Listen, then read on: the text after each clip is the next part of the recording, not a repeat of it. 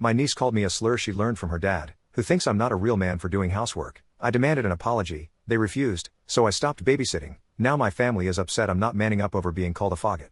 Posted by you/fluffbuffer23. I, 29M, and my wife, 30F, have 2 kids, 5M, 3M. My wife works a full-time office job, while I work from home with extremely flexible hours. Basically, as long as I meet my deadlines, no one really cares how many hours it took or what time of day I work, outside of some Zoom meetings. My sister, 26F, let's call her Barb, and her husband, 30M, let's call him Nick, live nearby and work full-time jobs. They have a daughter, 5F, let's call her Tracy. Because of my comfortable work schedule, when our kids started going to daycare, we basically decided that I would drop off and pick up my niece from daycare alongside my own kids. I didn't really mind, and I thought it was great for my kids to spend time with their cousin. I get along with Tracy as well and always thought I was her cool uncle. She's a sweet kid and usually well behaved. So anyway, most days I bring her and my kids back to our house, make them snacks or dinner, and in the afternoon or evening, my sister comes to pick them up. A few days ago, the 5-year-olds were watching Bluey on the TV while I was preparing snacks with my 3-year-old, and I suddenly heard yelling.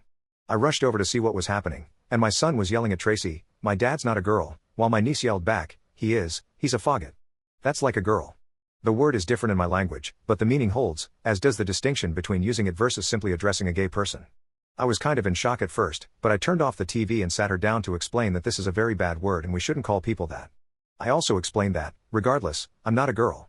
Because this is a bad word, I told her she should apologize to me because we don't act mean to each other in this family, and that if I hear it again, I'm going to talk to her parents, and she'll get in trouble. She said she wouldn't get in trouble because that's what her dad called me, and he's not in trouble. I was stunned. I told her that regardless of what her dad said, it's a very bad word and she's not to use it with me or in my presence, and that she should apologize regardless because it hurt my feelings. She did apologize because she's a really good kid. We talked some more, and I prodded her about other things her parents said. From what I gathered, getting info out of a 5-year-old being obviously a difficult and unreliable process, Nick, my brother-in-law, told my sister in Tracy's presence that men shouldn't be sitting at home all day doing childcare, that cooking is a woman's duty, as is cleaning, and really most of the things I do around my house.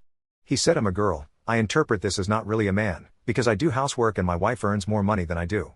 I explained to Tracy as best I could that men and women can work from an office or from home, and that my wife or Barb working long hours from the office doesn't make them men, and vice versa.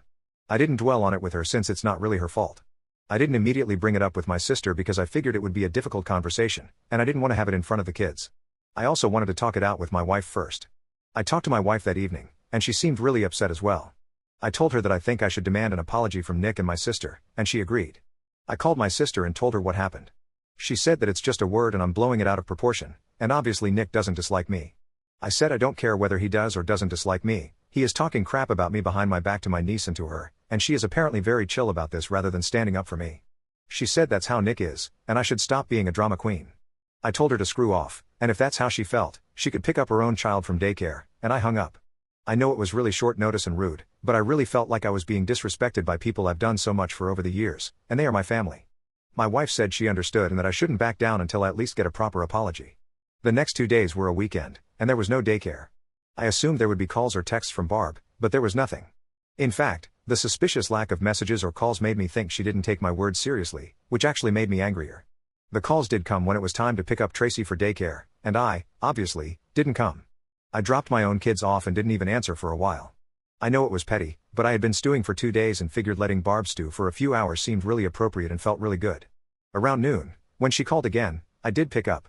I was going to smugly tell her that I was ready for my apology and we could put it behind us, but I didn't get the chance. Instead, she went off on me about how I was irresponsible and flaked, and she was so late for work because of me. I told her, I told you I wasn't going to pick her up. You had 2 days to make arrangements. She kept yelling at me, so I hung up again. She kept calling and sending texts about picking Tracy up from daycare, to which I said I would not, then stopped replying. When I came to pick my kids up, Tracy expected me to take her as well. I didn't, which was really rough on both of us.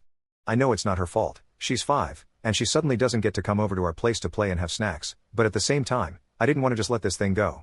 I felt like I deserved an apology, and still do, so I explained that her mom and I were fighting, but I would pick her up again when we worked it out. She obviously didn't take it well, because she's 5, but I apologized, took my kids, and left. A bit later, I got a call from my mom. Barb roped her into picking up Tracy, but my mom is disabled, so she was having a really hard time with Tracy. She asked me why I was being mean to Barb. I told her everything, expecting her to take my side, but instead, she also pulled a "you know how Nick is." I replied that the more I realize how Nick is, the less I like it, and if he thinks all this crap in general and about me specifically, I sure as hell am not going to be doing free labor for him. She said I was blowing this all out of proportion, and I told her I wasn't the one doing it, because all I asked for was an effing apology, and everyone else seemed to prefer all this drama over just giving it to me. She said I should just be the bigger man and not let it get to me. I told her I was done and to have fun with Tracy. That evening, I got a call from Nick himself, which I hesitated to answer, but I chose to on the off chance that I was actually about to get an apology. Nope. Apparently, my behavior is causing Barb great distress, and he wanted to know how I could do this to my own sister. I told him that since we're family, how could he talk crap about me to his kid, whom I take care of daily? He said he was only joking and it was all in good fun. I told him it was neither good nor fun for me, and I wanted my apology. He blew up on me, telling me I was a faggot and couldn't take a joke, and called me a hysterical little girl. I told him to screw off, that I was done with him, and hung up. This led to a bunch of calls from Barb and my mom, which I didn't answer. Barb texted me that it wasn't fair for Tracy to pay the price for me being petty, and I told her it wasn't fair for Tracy to pay the price for her parents being ungrateful pieces of crap. She yelled at me about how she was going to lose her job and I was being cruel to her and to mom. I told her I was done, and unless her next message was an apology, I would block her number. It wasn't, so I blocked her. For the past few days, my mom has been picking up Tracy, and it's been really rough seeing her in daycare and explaining that grandma's going to pick her up, which she hates. She tells me she isn't having fun with grandma and wants to come over to our place, and it's breaking my heart. But at the same time, I've never received a single apology from anyone but the 5-year-old, and I feel like letting this go would be telling my family that it's okay to ignore my boundaries.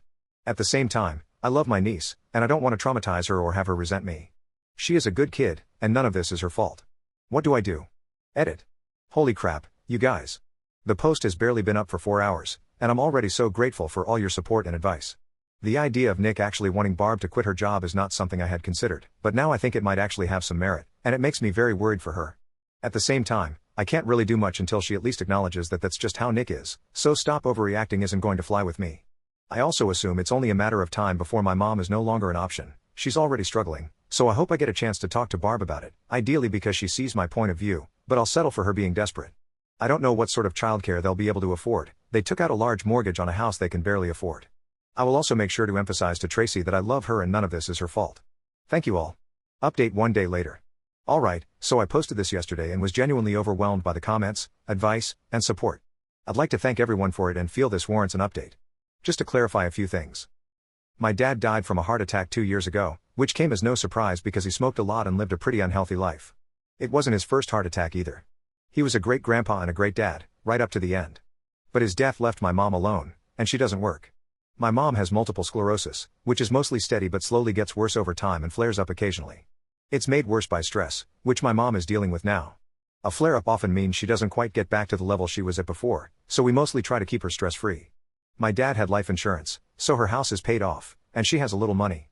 However, there's also a caretaker who comes over 3 times a week to clean, cook, shop, etc., which she can't afford, so my wife and I pay for it. As I mentioned in a comment on the original post, my wife and I are probably doing better financially than Barb and Nick.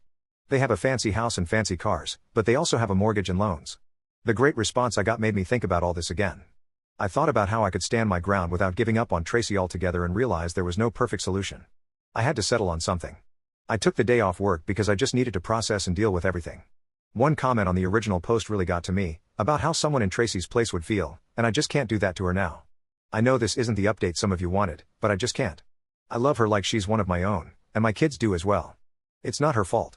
I unblocked my sister because, obviously, if I'm going to be interacting with her child, she needs to be able to reach me. I talked to my mom during the day, and she was, again, distraught about having to pick Tracy up, which is pretty hard on her. I told her I was willing to do it, but I was coming over and she'd have to hear me out. She agreed. I talked to her for a long time, avoiding snark and lashing out this time, and just explained that how serious Nick was, or how he is, doesn't matter. I used the rocking the boat analogy someone linked to in the comments and further stressed my point by saying that it shouldn't matter if I was justified or not in getting upset. I'm her child, and if something upset me, it at least warrants giving me the benefit of the doubt before siding against me. Eventually, it seemed to sink in. She apologized, and we hugged it out. I think she got it. She's not a very confrontational person and generally really tries to keep the peace, but this time she went about it the wrong way.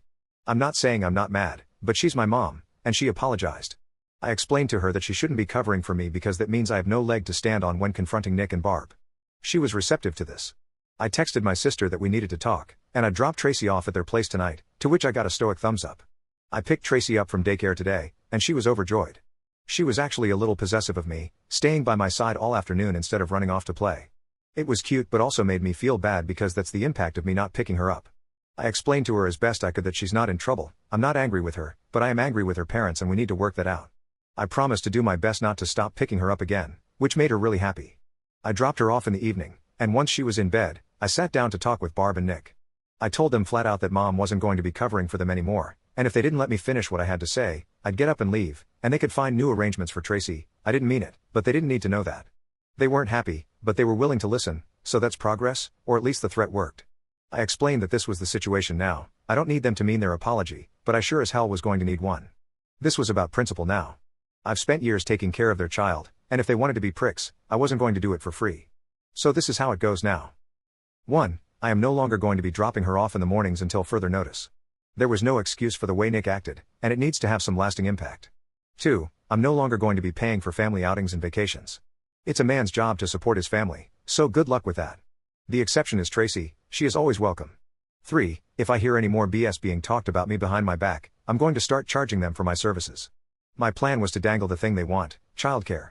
Restore it, but at the same time enforce some repercussions and the threat of things getting hard for them again. I also laid it on pretty thick about how I'm a man and obviously have my pride, and I can't have that disrespected, even by my own family. I don't really consider Nick family, but figured he wouldn't catch on. Nick was not happy about this, and my sister had to take him outside to talk it out without me. Eventually, they agreed to it, and I got my, admittedly half-hearted, apology. I could probably press it further, but I didn't want to risk having to either back down or hurt Tracy again, so I took it. There were no tears and no warm hugs, but I got to walk away with what I wanted, giving them some payback without giving up my time with Tracy. I still plan to talk to my sister alone about her relationship with Nick and how she sees me, but I figure I should let things calm down a bit before doing so. I know this isn't the resolution some, maybe most, of you wanted, but at the end of the day, I need to find a solution I can live with, and for me, this is it. I'll update if anything changes. Commenter. You were paying for their family vacations? Damn. Ops response. I thought I was paying for our family vacations, but honestly, since my wife makes more than me and is primarily in charge of our finances, she could be considered the one paying. Her income essentially keeps us housed and fed, while my salary serves as the fund. She was always very excited about this because she doesn't have much family remaining. Having Barb, Nick, and Tracy, along with her sisters, made her feel like she had a big family. She felt this justified the expense and made her genuinely happy. Obviously, she is now furious with them. I don't think either of us will feel comfortable paying for them again, and they probably can't afford to come along. I do hope we will still get to bring Tracy, at least.